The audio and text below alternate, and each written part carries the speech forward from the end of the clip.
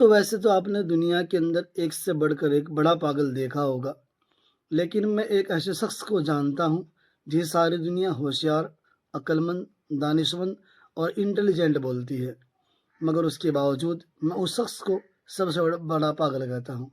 उस शख्स का नाम है बैरिस्टर असदुद्दीन ओवैसी। वजह उसकी आप जानोगे तो हैरान रह जाओगे। दोस्तों, वजह जानने के लिए आपको वीडियो को मुकम्मल देखना होगा और अपनी राय जो भी आपके जहन के अंदर बात सही और बात सटीक आए, कमेंट बॉक्स के ज़रिए हम तक ज़रूर पहुंचाए। तो आप वीडियो पूरा देखिए। सिर्फ आपसे पूछना चाहता हूँ कि असदुद्दीन ओवैसी साहब के लिए आप क्या सोच रखते हैं? यकीन मानिए साहब, असदुद्दीन ओवैसी साहब मुझे पागल लगते हैं। अच्छा, आपने ओवैसी साहब को पागल किस बिना पर बोल दिया? ये तो आपने बहुत बड़ी बात कर दी। आपको नहीं लगता असदुद्दीन ओवैसी साहब पागल है? जी, मुझे तो नहीं लगता है। क्यों? मुझे तो लगता है एक पार्टी के बड़े वरिष्ठ नेता हैं। चलिए मैं बताता हूँ।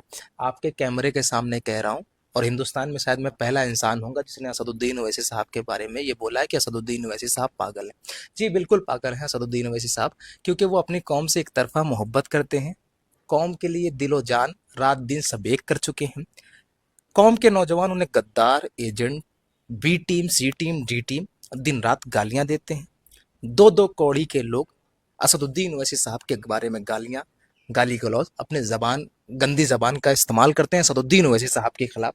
वो असदुद्दीन ओवैसी जो सदन में खड़े होकर के तुम्हारी शरीयत में जब मुदाखलत होती है, तब वो असदुद्दीन ओवैसी चीख चीख करके सत्ता के आगे खड़े होकर के, सत्ता के सबसे पावरफुल इंसान के सामने खड़े होकर के उस बिल को फाड़ता है। CNRC NPR जैसे काले कानून का बिल फाड़ करके विरोध करता है।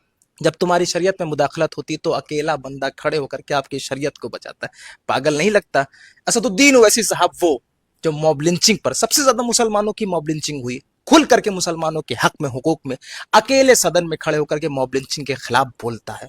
वो असदुद्दीन ओवैसी जो पहलू खान, नजीब, उमर खालिद, शर्जिल इमाम सबके लिए बोलता हो। वो असदुद्दीन ओवैसी जब तुम्हारी मस्जिदें गिराई जाती हैं, जब तुम्हारे मदरसों पर हमले होते हैं, जब बोलता है। वो असदुद्दीन ओवैसी जब तुम्हारी माँ, बहन, बेटियों की हिजाब पर हमले होते हैं, उनके पर्दों पर हमले होते हैं, तब असदुद्दीन ओवैसी बोलता है। असदुद्दीन ओवैसी को दिन रात गाली देते हो, तब भी वो बोलता है। साहब आपको नहीं लगता कि असदुद्दीन ओवैसी साहब पागल है?